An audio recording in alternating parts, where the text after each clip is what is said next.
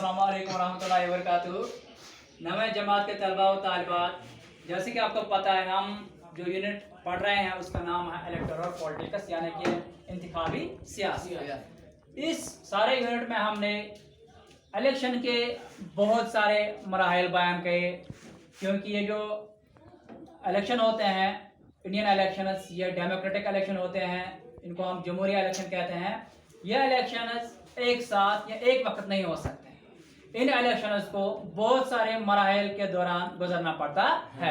जैसे कि हमने देखा कि इलेक्शन होने से पहले यानी कंटिन्यूस प्रोसेस एक होती है रजिस्ट्रेशन ऑफ वोटिंग, यानी कि वोटर लिस्ट तैयार किया जाता है, वो काम हमेशा चलता रहता है। उसके लिए लाजमी क्या है, एक बंदे की उम्र 18 प्लस होनी चाहिए, 18 या 18 प्लस। उसमें फिर ये डेट ऑफ बर्थ चेक करते हैं, चाहे स्कूल रिकॉर्ड होगा या आज आधार कार्ड भी वैलिड है या जो बर्थ सर्टिफिकेट होती है उस हिसाब से रजिस्ट्रेशन करते हैं। उसके बाद आपने देखा जो ही अनाउंसमेंट ऑफ इलेक्शन होती है फिर नॉमिनेशन फॉर्म भरने पड़ते हैं। नॉमिनेशन फॉर्म की भी लास्ट डेट होती है, फिर लास्ट डेट देखना होता है कि कौन सा कैंडिडेट खड़ा रहा, कौन सा कैंडिडेट किस कैंडिडेट ने अपना नाम वापस लिया। उसके बाद हमने देखना है कि जो इलेक्शन कमीशन ऑफ इंडिया है ये एक वोटिंग डे भी मुकर्रर करता है, जिसको हम पोलिंग डे कहते हैं। उसके बाद काउंटिंग डे भी होता है। इस दौरान आप ये देखते हो इन प्रोसेस के दरमियान बहुत सारे लोग इन्वॉल्व होते हैं जो इस इंस्टीट्यूशन के लोग होते हैं। किस इंस्टीट्यूशन के? इलेक्शन कमीशन के। क्योंकि इलेक्शन कमीशन जो है इसका अपना एक ऑफिस कंट्री लेवल पे भी है, स्टेट लेवल पे भी अलग है, डिस्ट्रिक्ट लेवल पे भी अलग है। क्योंकि इसमें एक हम ये क्या है स्टेप वाइज प्रोसेस होती है, स्टेप वाइज ये काम करते हैं, यानी कि बिल्कुल नीचे से लेके ग्राउंड लेवल से लेके ऊपर तक इनमें तालमेल रहता है। और जब हम ये इलेक्शन करते हैं यूजुअली हम कह सकते हैं कि ये इलेक्शन फ्री एंड फेयर होते हैं, साफ और शफाफ होते हैं। लेकिन कभी कभी मसला ऐसा होता है क्योंकि इन इलेक्शंस के दौरान बहुत सारी प्रोसेस होती है, बहुत सारे मराहिल इसमें आते हैं। और ये जो इंडिया जो है ये एक बहुत बड़ा मुल्क है, इसी तरह स्टेट की भी कुछ कॉन्स्टिट्यूएंसीज होती है, वो बहुत दूर दराज कॉन्स्टिट्यूएंसी होती है। उनके साथ तालमेल करना आसान नहीं होता, यानी उन इलाकों में पहुंच जाना मुलाजिमों के लिए मुश्किल होता है, या जो मैन एंड मशीनरी है कहीं न कहीं कभी न कभी कोई चूक हो सकती है, जो हम कह सकते हैं कि हमारे हायर अथॉरिटीज तक नहीं पहुंच जाता है।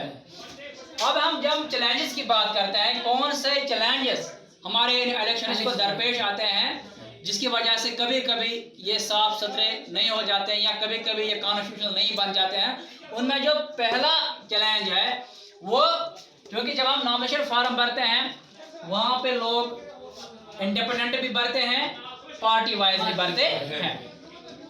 और जब ये लोग चाहे इंडिपेंडेंट होंगे या पार्टी से होंगे, अगर इनके पास बहुत सारा पैसा होगा, चाहे इंडिपेंडेंट कैंडिडेट होगा या पार्टी का कैंडिडेट होगा, ये बहुत ज्यादा पावर एंजॉय करते हैं।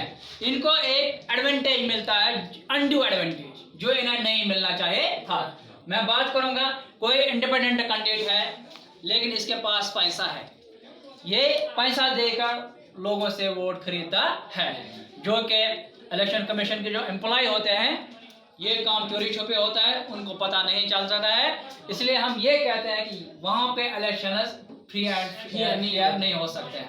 इसी तरह दूसरी बात है पार्टीज है, पार्टी कहीं कोई कैंडिडेट खड़ा कर देता है इलेक्शन के लिए, ये कैंडिडेट लोगों को तस्लीम नहीं होता है लेकिन लोग पार्टी से जुड़े होते हैं, इसलिए पार्टी की वजह से इस गलत कैंडिडेट को भी लोगों को वोट डालना पड़ता है। ये पहला चैलेंज इस फ्री एंड फेयर इलेक्शन को आता है कि या तो पार्टी का कैंडिडेट जो कि बड़ी पार्टी होंगी या कैंडिडेट जो होगा इनको अनफेयर एडवांटेज मिलता है कि इनके हम कह सकते हैं स्मॉलर पार्टीज और we can say low profile candidates, low profile candidates. जो आम कैंडिडेट होंगे जिनके पास पैसा नहीं होगा उनके ऊपर इनको एक एडवांटेज मिलता है, अनड्यू एडवांटेज, जिसकी वजह से कहीं कहीं ये चीजें इलेक्शन कमीशन की नोट्स में नहीं आते हैं, इसीलिए ये जो यहाँ पे बंदा बनता है ये फ्री एंड फेयर इलेक्शन से नहीं बनता है, क्योंकि इसने चीटिंग की होती है, इससे इलेक्शन ये कि फ्री एंड फेयर इलेक्शन इसको असर पड़ता है। दूसरा, अब ये जो कैंडिडेट्स है, अब ये जो कैंडिडेट्स है, चाहे ये पार्टी से होंगे या कैंडिडेट्स है, कभी कभी किसी का क्रिमिनल रिकॉर्ड होता है, यानी कि कैंडिडेट्स विद क्रिमिनल रिकॉर्ड, ये लोग क्या करते हैं, push others out of race. ये क्रिमिनल रिकॉर्ड वाले कैंडिडेट क्या करते हैं, जो इनके मदे मुकाबिल होते हैं, ये इन्हें डराते धमकाते हैं, ये इन्हें डराते धमकाते हैं।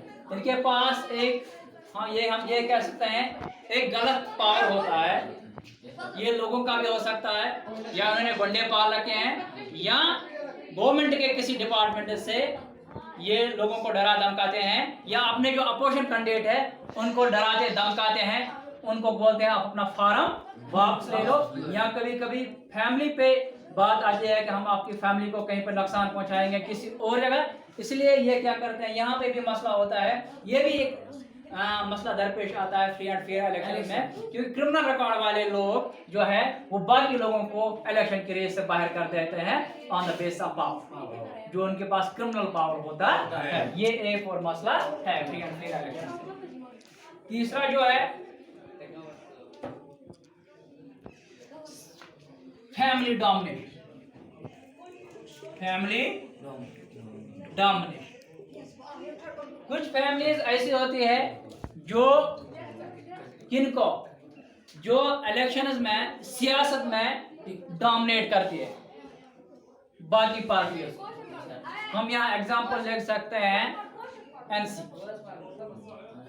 वहां पे अब्दुल्ला ने डोमिनेट किया है, ठीक है ना, एनसी नेशनल कॉन्फ्रेंस को, पार्टी को डोमिनेट किया है इस फैमिली ने। पीडीपी की बात करेंगे, वहां पे मुफ्ती सईद की जो फैमिली थी उन्होंने डोमिनेट किया है, उनके लीडर सभी उन्हीं के बनते हैं, लीडर सभी उन्हीं के बनते हैं। इलेक्शन सब लड़ते हैं, सब एमएलए जीत के आते हैं, लेकिन लास्ट पे सीएम या जो बड़े बड़े ओहदे हैं कैबिनेट मिनिस्टर्स के, वो अपने रिलेटिव्स को देते हैं या अपने खास लोगों को देते हैं जिनके साथ उनका दोस्ताना होता है। इसके अलावा ये क्या करते हैं, इलेक्शन से पहले भी ये करते हैं, जो इनके अजीज होंगे, खास होंगे, रिश्तेदार होंगे, वो टिकट्स भी उनको देते हैं, फैमिली वालों को टिकट्स देते हैं। यानी कौन सी टिकट्स, इलेक्शन लड़ने की। जो बड़ी पार्टी होती है ये अपने खानदानी लोगों को, अपने रिश्तेदारों को, अपने यार दोस्तों को, अपने अजीजों को इलेक्शन के लिए टिकट्स देती है। अगर उस कॉन्स्टिट्यूएंसी में इनके रिश्तेदार से ज्यादा कोई अहल होगा, ज्यादा कोई एफिशिएंट होगा, उसके अलावा भी ये टिकट किसको देते हैं इलेक्शन लड़ने के लिए, अपने रिश्तेदारों को। ये तीन बड़े चैलेंज हैं जो हमारे फ्री एंड फेयर इलेक्शन को दरपेश आते हैं। और जब जब ये चीजें हो जाएंगी, हम ये मान सकते हैं कि हमारे इलेक्शन उस वक्त फ्री एंड फेयर इलेक्शन नहीं होंगे। और जहां पे सरकार की नोट्स में हम क्या कहेंगे, इलेक्शन कमीशन की नोट्स में आएगा, इलेक्शन कमीशन की नोट्स में ये बात आएगी, चाहे ये किसी पंचायत का इलेक्शन हो या किसी डिस्ट्रिक्ट का इलेक्शन हो, किसी स्टेट का इलेक्शन हो, या किसी भी कॉन्स्टिट्यूएंसी का इलेक्शन हो, इवन के पार्लियामेंट्री सीट का भी इलेक्शन हो, तो इस पे एक टीम बनाई जाती है, वो बाकायदा इस पर नजर रखती है। जब उसको लगे क्या सच में कहीं न कहीं जाती होती हुई है, तो वो इलेक्शन नए करवाते हैं। तो ये एक खासियत है इन डेमोक्रेटिक इलेक्शन की, कि अगर जरूरत पड़े, कि लगे अगर इलेक्शन कमीशन को कि कहीं पे वाकई गलत हुआ है, उनकी नोट्स में आ गया, तो ये इलेक्शन नया करवा सकते हैं। हाँ, अगर उनकी नोट्स में नहीं आया तो ये तीन काम हो सकते हैं, जिसकी वजह से हमारे इलेक्शन जो है उनको एक चैलेंज दरपेश आता है, वो फ्री एंड फेयर नहीं रहते हैं। बस आज के लिए इतना ही, बाकी बस